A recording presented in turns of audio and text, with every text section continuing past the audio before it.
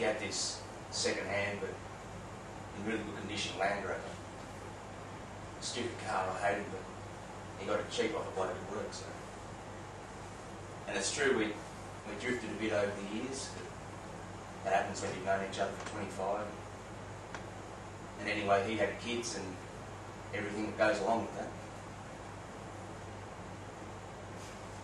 And he wasn't always faithful. There were the one-nighters. Something else maybe. Who knows? And I never liked him for it. I've always liked Joanne, his wife. Maybe I liked her a bit too much.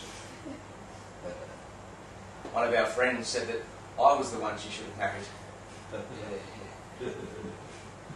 Oh, well, it's by the by. I mean, I'd be lying if I said there weren't times when I didn't want her, but I never kept in contact with him to keep in contact with her. Or maybe a couple of times I did. And from like the age of 15, we were out together all the time. And we always seemed to find girlfriends that liked the idea of a game. It was great. It was like that thing how men instantly relax when the women around them are drinking beer. All becomes equal. Rebecca will get this jug, yeah, you beauty. Yeah, it was great. We always managed to find pretty, funny, smart girls who like to drink beer.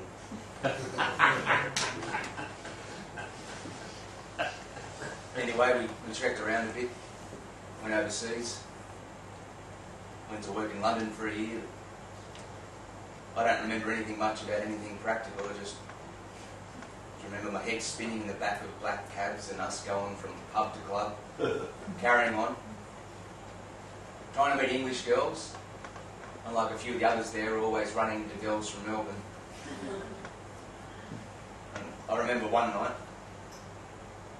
after a few pints somewhere, and hunters and collectors were playing, and I said to all these people, "Forget it, will you? What's the point? You may as well all be back in Melbourne, you homesick freaks."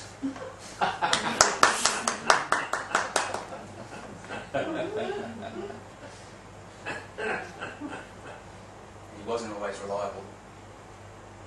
Sometimes he just wouldn't turn up for things. No call, not a word.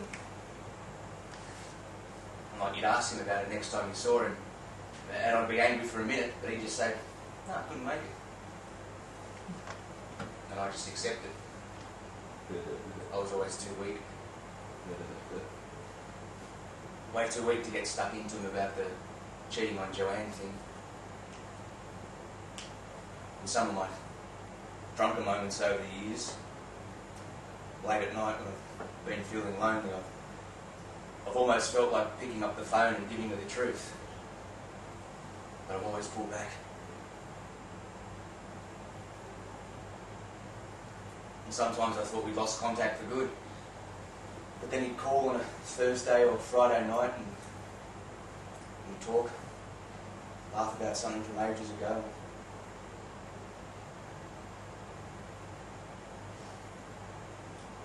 And the last time I ate with him, he had 2 veal palmers, all the salads, all the chips as well.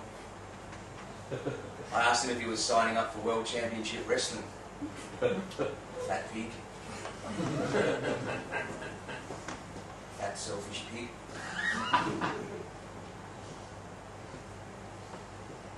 You might think I'm talking about him like he's dead. Well, he's not. But he may as well be.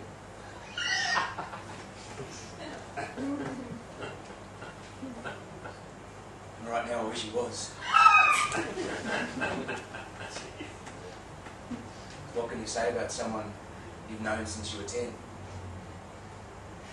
Someone whose parents knew each other, whose backyards became each other's, whose houses became each other's, whose family shared the cost of a beach house down at Rosebud every summer for like 15 years. What can you say about someone you think you trusted, even praised to other people? What can you say about someone when you find out he's been fucking your 16-year-old sister? Your sister is doing year 11, and now that she's pregnant, scared out of her brain and doesn't know what to do. And like he goes home and hugs his kids, gets into bed with Joanne, and like, when Sal called, she was crying like I've never heard her cry before. It was this high-pitched wail. And I said, "What is it? What is it? What's wrong? What's the matter? What is it, Sal? What's the matter? What's the matter?" I must have asked like 30 times and 16. The first boyfriend.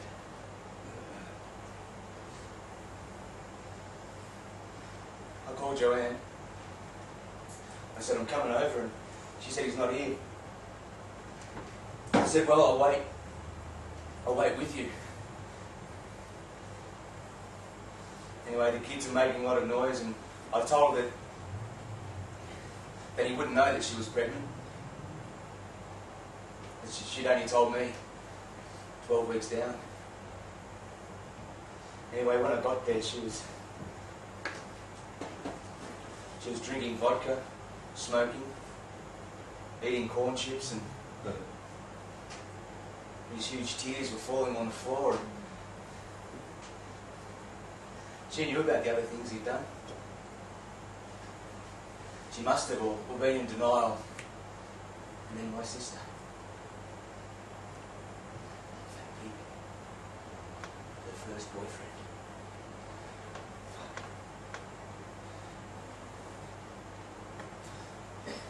I waited in the house, and Joanne took the kids to her mum's, and 8 o'clock, 9 o'clock, I watched the late news on Channel 10, Sandra Sully fucking up with the auto cue. And Sports Tonight. Don't know what happened to Tim Webster. I drank quickly from his fridge and then waited, and waited. And a bit after midnight, saw those fat Land Rover headlights come up the driveway and rock a couple of pot plants. The hunters were coming out of the CD player. I stayed on the couch, and when he came in, he tried being all casual. "Yeah, good day, mate. What are you up to?"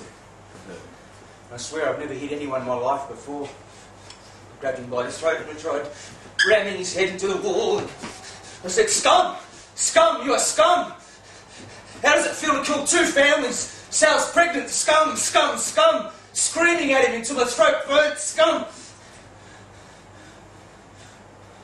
I didn't throw a punch.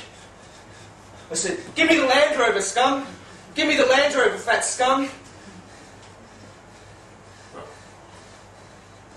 So I left him there, in his too bright, heavily mortgaged house, with his oversized TV player, Steve Ward biography on his coffee table. And then, in the car, as I drove, the Huns were playing tricks on my memory. Because of them, I even remembered him fondly. Can you believe that?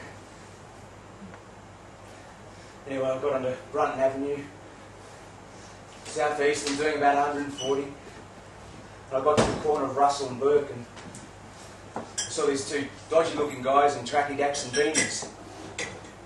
I said, "You guys get off on joyriding?" "Yeah, well, here it is. Take it. I never want to see it again. Do whatever you want with it."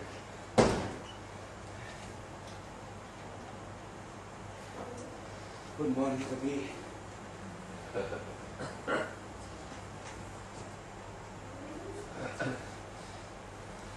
Joanne called yesterday.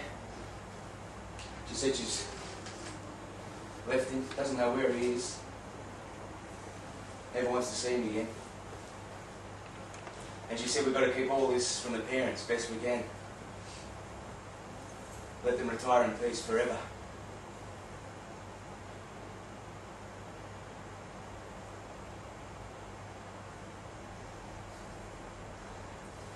I called Sal.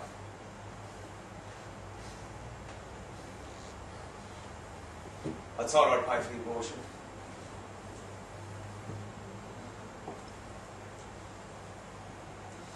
I mean, what choice is there, right? Mum and Dad are still dragging her to the Catholic Church. Poor thing doesn't know what's going on.